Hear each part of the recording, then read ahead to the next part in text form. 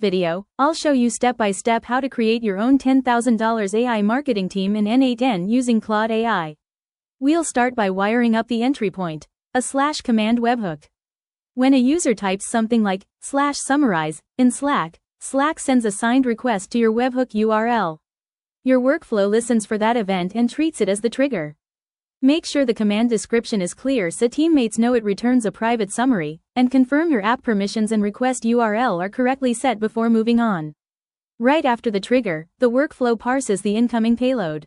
Here you extract the free-form text, the user and channel IDs, and the token Slack includes for authorized API calls. Structuring these fields early makes the rest of the workflow simpler. It also helps to validate required values and trim extra whitespace so you don't pass messy inputs downstream. Next, you fetch the most recent channel messages. Use Slack's Conversations History API with the channel ID and token to retrieve the last 20 messages.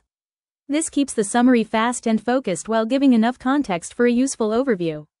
Ensure your app has the correct scopes to read channel history, and consider graceful handling for empty channels or when the user triggers the command outside a channel. With messages in hand, prepare a clean prompt for Claude.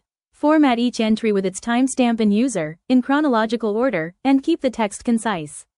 Your prompt should clearly instruct Claude to group related messages into threads, summarize each thread briefly, and propose 2 to 3 short, actionable replies for each one. A structured, unambiguous prompt is the key to reliable output.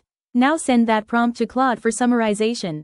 Keep an eye on token limits, set reasonable timeouts, and consider a slightly conservative creativity setting to maintain consistency. The result should read like a digestible meeting note, organized by thread, with practical reply ideas.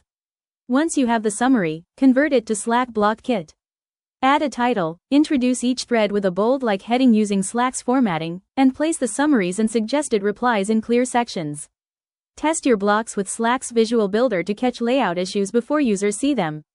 Then post the result back to Slack as an ephemeral message. Because it's ephemeral, only the user who ran the command will see the summary, which keeps the channel uncluttered. Be sure to include the user ID so the message resolves correctly. Finally, there's an optional Anthropic chat model node for advanced refinements, perfect if you want deeper analysis or formatting variants without changing the core flow. And that's it. You now have a tidy, private Slack summarizer powered by Claude.